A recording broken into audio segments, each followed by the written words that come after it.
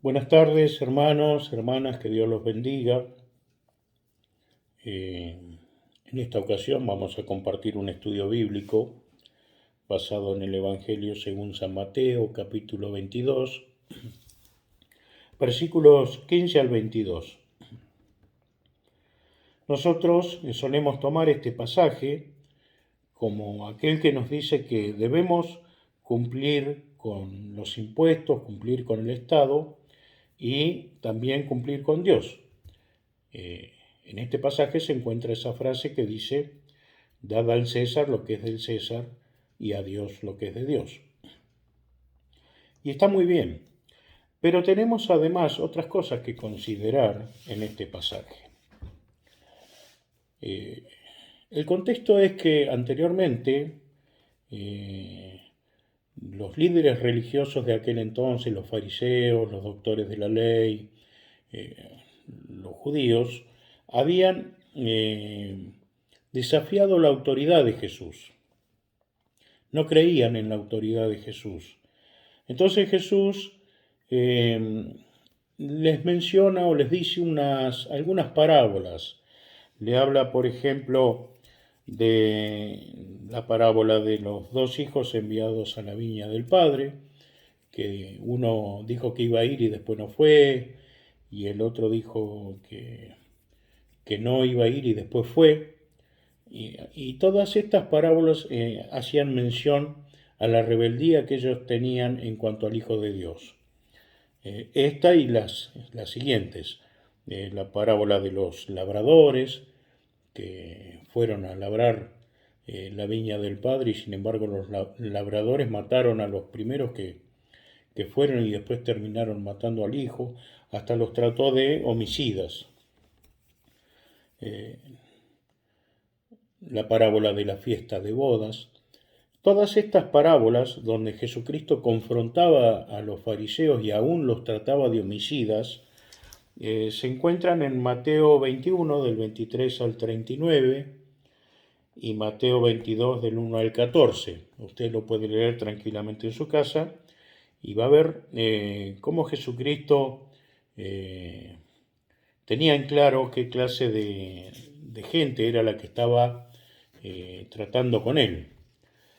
Y ellos se daban cuenta por estas parábolas de que Jesucristo hacía mención a ellos y comenzaron a no querer a Jesucristo, a odiarlo. Entonces, cada vez crecía más el odio que ellos tenían por Jesús y decidieron hacer algo, querían eliminarlo.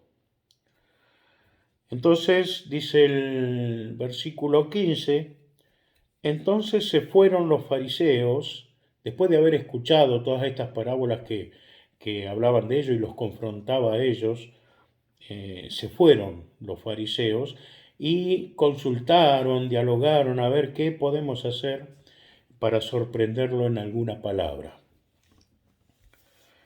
Bien,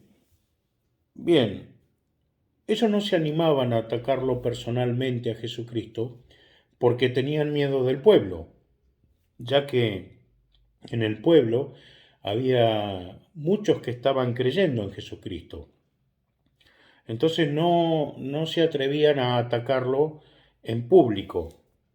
Entonces hacen un plan.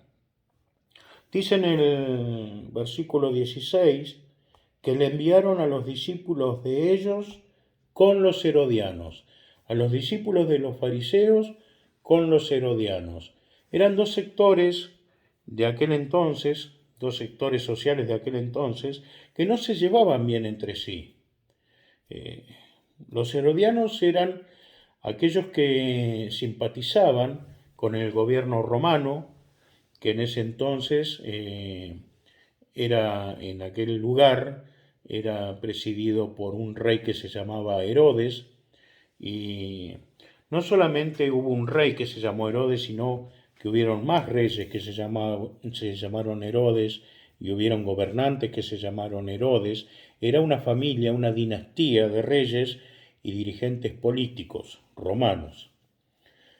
Y los herodianos eran judíos, pero ellos simpatizaban y estaban de acuerdo con el gobierno romano, no así los fariseos. Sin embargo, a pesar de no llevarse bien, se pusieron de acuerdo con un solo fin: destruir a Jesús.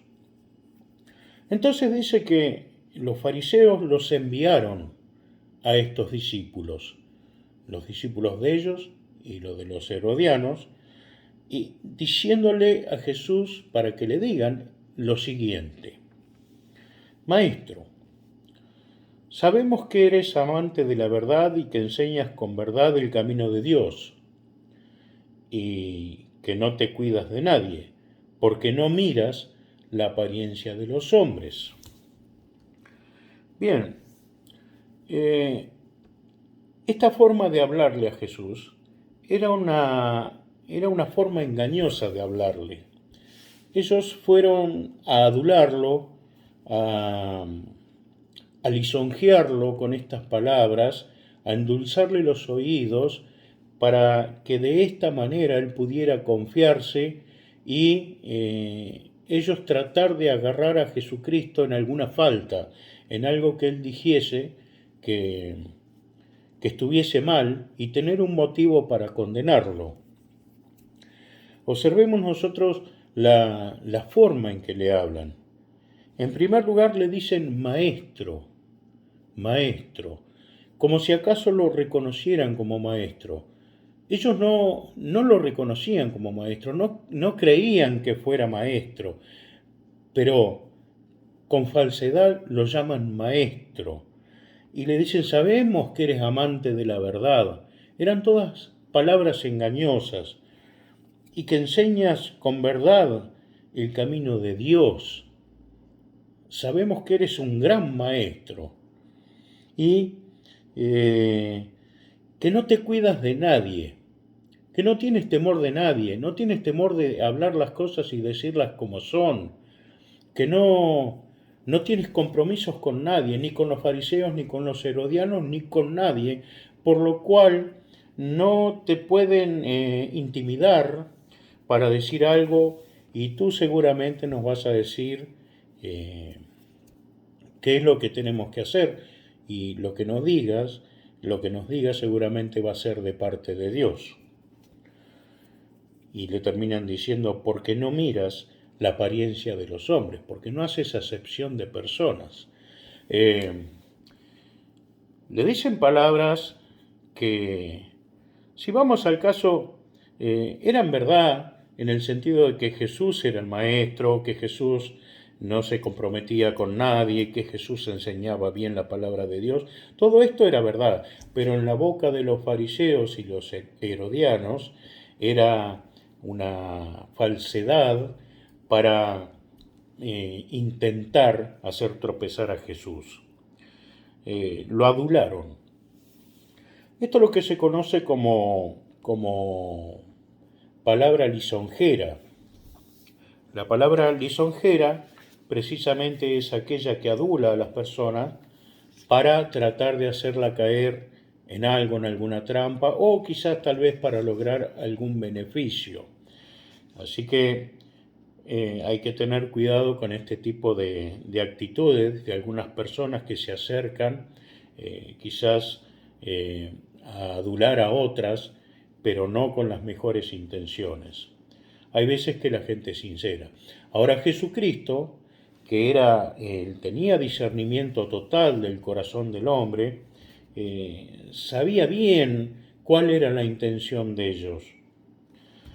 Para terminar con la lisonja, decimos, según Salmo 12:2, habla mentira cada uno con su prójimo, hablan con labios lisonjeros, con doblez de corazón. Y un doblez de corazón, por un lado lo alababan, pero por otro lado estaban esperando para caerle encima. Y Proverbios 29:5, que dice, el hombre que lisonjea a su prójimo, red tiende delante de sus pasos. Acá lo dice claramente, ellos querían tenderle una trampa a Jesús. Entonces, después de haberle endulzado los oídos a Jesucristo, para que él se confiara. Ellos pensaban, tal vez él va a decir algo así como que no hay que no hay que pagar el tributo, porque esa fue la pregunta que hicieron después. Dinos, ¿qué te parece? ¿Es lícito dar tributo a César o no? Tal vez ellos pensaron que Jesucristo podría haber dicho que no hay que pagarle el tributo a César. De esa manera los herodianos iban a tener en la boca de Jesús una confesión de que él mismo se presentaba como un opositor del gobierno y como un posible sedicioso, alguien que iba a incitar a la rebeldía al pueblo para rebelarse contra el gobierno romano, si decía que no había que dar el impuesto. Pero si decía que sí había que pagar el impuesto, se ponía en un problema con los fariseos, que no lo querían pagar. ¿Por qué no lo querían pagar? Lo vamos a ver un poquito más adelante. Pero seguramente que se iba a constituir para los fariseos en un blasfemo, en alguien que insulta a Dios con el solo hecho de pagar ese impuesto. Entonces Jesucristo, que discierne inmediatamente la intención del corazón, les dice, conociendo la malicia de ellos, les dijo, ¿por qué me tentáis, hipócritas? Le dijo. Esta palabra les cabe justo en esta ocasión a los herodianos y a los fariseos, porque los trata de hipócritas, los trata de falsos, porque vienen con un montón de palabras bonitas, pero con un corazón bastante inclinado a la maldad y con toda la intención de que aquel que ellos estaban alabando, destruirlo. Hipócritas, falsos, le está diciendo.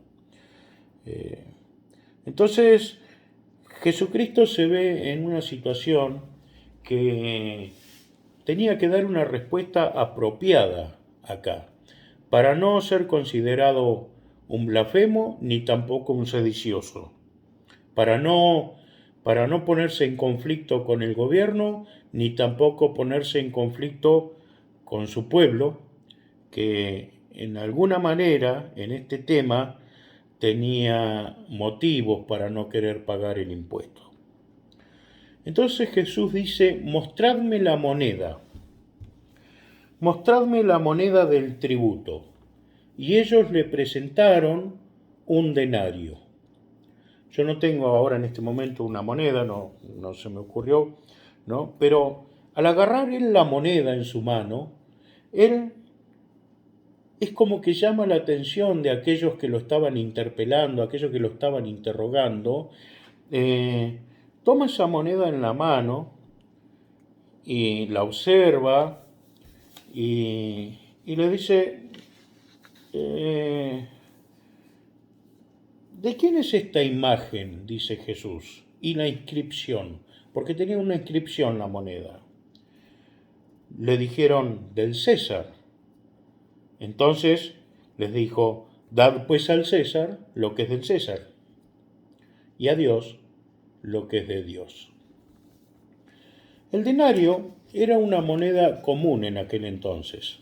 Era la moneda del momento, la que se utilizaba en ese momento. Ahora, ¿qué decía esa moneda? ¿Qué contenía esa moneda? Esa moneda contenía una imagen del César. ¿Quién era el César? El César era el emperador romano, el que gobernaba todo el imperio romano. Y la inscripción que tenía la moneda era Tiberio César Augusto, sumo sacerdote, hijo del divino. Esa era la inscripción que tenía esa moneda. Sucede que el César, que era un título, César no era que se llamaba César, sino que era un título de aquel entonces, que al emperador se le decía César, y después se le decía el título y el nombre, César Aurelio, César, etcétera, y el nombre. Pero había un problema con el César, había un problema con los emperadores. Ellos, si bien gobernaban todo el imperio, políticamente, tenían la pretensión también de que se les otorgue cierta condición de divinidad. Ellos querían cierta adoración. De hecho, había gente que los adoraba y que hacía cultos para los César, o para los Césares, no sé cómo será el plural. Y le llamaban soberano, le llamaban redentor, salvador. Todas estas cosas eran apodos que le ponían la gente, que le ponía la gente al César. Entonces, imagínense que para un judío, para un fariseo, pagar un tributo con una moneda que tenía impresa una imagen y que a la vez glorificaba al César diciendo que era sumo sacerdote, hijo del divino, aparte de ser ofensivo para ellos, prácticamente era una blasfemia porque estaban transgrediendo el segundo mandamiento de la ley que decía no te harás imagen, y ellos tenían que pagar ese impuesto con una moneda que tenía la imagen de alguien que ostentaba tener, además de su reino terrenal, un reino espiritual. Por eso los judíos no querían pagar ese tributo. Los herodianos, como dijimos, por el contrario sí. Entonces, bueno, acá lo tenemos a Jesús. Si dice que no hay que pagar, es un rebelde contra el gobierno. Y si dice que hay que pagar, es un blasfemo, es un idólatra, ¿no? Porque utiliza una moneda para rendirle tributo a alguien que no lo merece, que no le corresponde. Pero Jesucristo lo resuelve muy sencillo. Para él las cosas son sencillas, son simples. Él, con pocas palabras, él pudo resolver la situación diciendo, esta moneda tiene una imagen del César, una inscripción que lo adora, qué sé yo, que lo trata de sumo sacerdote. Bueno, den al César lo que es del César. ¿Y qué es lo que es del César? La moneda. La moneda es del César porque tiene su imagen, désenla. Pero al decir dar al César lo que es del César, también pone una limitación, porque inmediatamente dice, y a Dios lo que es de Dios. A César le corresponde cobrar el impuesto, pero la honra le corresponde a Dios. La alabanza le corresponde a Dios. Bien, no solamente le corresponde el diezmo y la ofrenda, sino que a Dios también le corresponde toda la gloria, el honor, como decíamos, la alabanza, el servicio. Incluso a Él le pertenece también nuestra propia vida. Al igual que la moneda tenía una imagen impresa, nosotros también tenemos una imagen impresa. Es la que nos devolvió Jesucristo cuando Él nos rescató, cuando Él nos salvó. El hombre había perdido la imagen de Dios en sí, pero cuando vino Jesucristo, Él comenzó en nosotros una obra de restauración de la imagen divina en nosotros.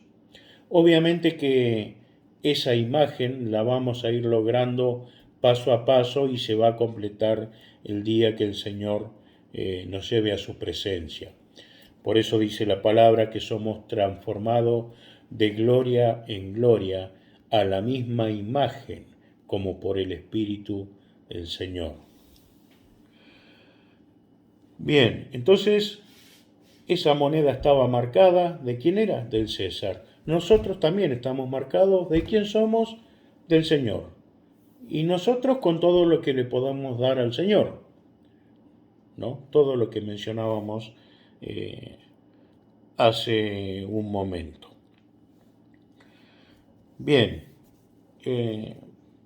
entonces cuando Jesucristo, ellos que habían elaborado tan bien esta artimaña, que la habían pensado tan bien, seguramente la estuvieron planificando un tiempo los fariseos, los mayores, para ver qué le iban a decir, cómo lo iban a adular, cómo iban a hacer para que él caiga en la trampa, ¿no? Y tener un motivo para poder destruirlo. Entonces, Jesucristo ante tal dilema, de una forma tan sencilla, lo resuelve y le dice las palabras célebres de esta porción. Dad al César lo que es del César, dar a Dios lo que es de Dios. Y dice que ellos se asombraron. Y oyendo esto, se maravillaron y dejándole, se fueron. Bien. Ahora, ellos quedaron impactados, maravillados, porque con pocas palabras él resolvió el asunto. Si nosotros observamos un poquito más, vemos que los herodianos, por ejemplo, estaban en lo cierto al pagarle tributo al César, al pagarle el impuesto, pero estaban equivocados si incluían devoción, si incluían adoración. Y los fariseos, a su vez, tenían razón en no rendirle homenaje al César, pero estaban equivocados porque no pagaban el impuesto. Entonces, lo que Dios demandaba de ellos en aquel entonces lo sigue demandando hoy. Nosotros, como cristianos, tenemos que seguir cumpliendo con el Estado y con Dios, con las connotaciones que estuvimos considerando. Entonces ellos se maravillaron y se fueron. Ahora bien, después de haber planeado todo esto y de recibir una respuesta tan impactante, tan sabia, después de haber discernido tan claramente la intención de sus corazones, dice que ellos se asombraron, pero ese asombro no les condujo a arrepentirse y a decir, este hombre verdaderamente es alguien al que hay que seguir. No, para nada, para nada. Dice que dejándole, se fueron. Y no solamente se fueron, ni tampoco creyeron en él, sino que después que lo entregaron a Jesucristo de la Santa Cena, como no lo pudieron hacer equivocarse a él, errar el camino a él, dice que lo calumniaron, dice la palabra, en Lucas 23, 1 y 2, levantándose entonces toda la muchedumbre de ellos, y se refería a los judíos, a los que no eran judíos, a todos los que no lo querían a Jesús, y lo llevaron a Pilato y comenzaron a acusarle diciendo, a este hemos hallado que pervierte la nación y que prohíbe dar tributo a César, diciendo que él mismo, que es el Cristo, un rey. Pervierte a la nación, manda que no paguemos el tributo y él mismo se hace rey. No se lo pudieron hacer decir a él porque no eran los principios que él manejaba. Pero entonces, ya que no se lo pudieron hacer decir a él, lo calumniaron y con mentiras lo acusaron, de igual manera de aquellas cosas que ellos pretendían. Bien, esto ha sido todo por hoy, todo lo que estuve considerando sobre esta palabra. Tal vez en el material escrito que le daré a los hermanos que me hayan facilitado su correo electrónico, pueda haber algo que yo haya omitido acá en esta grabación. Luego se los voy a enviar. Y el tema sería, como conclusión para nosotros, es que Dios nos ayude. Que Dios nos ayude a tener siempre la disposición de cumplir con el Estado y respetar las leyes terrenales y respetar también a los gobernantes. No digo reverenciarlos ni mucho menos, pero sí respetar a aquellos que han sido puestos por Dios, porque las autoridades a fin de cuentas han sido puestas por Dios.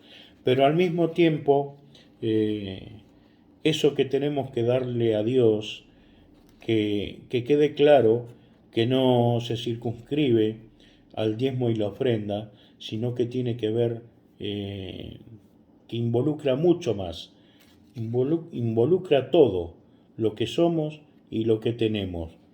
Así que Dios nos ayude y que nos dé sabiduría también para saber diferenciar, porque acá el problema que había también era que ellos no separaban las cosas, no separaban las aguas, ¿no? Si le pagaban tributo, se lo pagaban y de paso lo adoraban, y si no se lo pagaban, está bien, no lo adoraban, pero tampoco pagaban el tributo. Entonces, que nosotros sepamos dividir lo que corresponde al Estado y lo que corresponde a Dios, y que el límite que separa estos dos compromisos no se nos confunda, porque puede suceder que haya leyes que sean contrarias a la voluntad divina, como por ejemplo mandamientos una orden que le dieron a Pedro y a Juan después que estuvieron presos, que estuvieron predicando, dijeron, les mandamos que no prediquen más en el nombre de Jesús. Y ellos le dijeron, es necesario obedecer a Dios antes que al hombre, porque ahí entraba en conflicto la autoridad del gobierno con, eh, con lo que ellos tenían que hacer. Entonces que sepamos delimitar bien qué es lo que es de Dios y qué es lo que pertenece al Estado. A mí se me ocurría un ejemplo muy sencillo y termino con esto, que por ejemplo, si yo soy un médico cristiano, un obstetra, creo que es el que se encarga de este asunto. Ahora hay una ley acerca de la interrupción voluntaria del embarazo, y es una ley, pero si yo soy cristiano y creo que Dios es el que da la vida y el que la quita, yo no puedo ceder ante esa ley. Entonces que Dios nos dé sabiduría, y a medida que pasa el tiempo, posiblemente vamos a necesitar más y más sabiduría de Dios para estos asuntos. Hermanos, que Dios los bendiga y será hasta la próxima oportunidad. El próximo estudio bíblico lo dará Dios mediante nuestra hermana Rosa Nahuelqui. Dios los bendiga.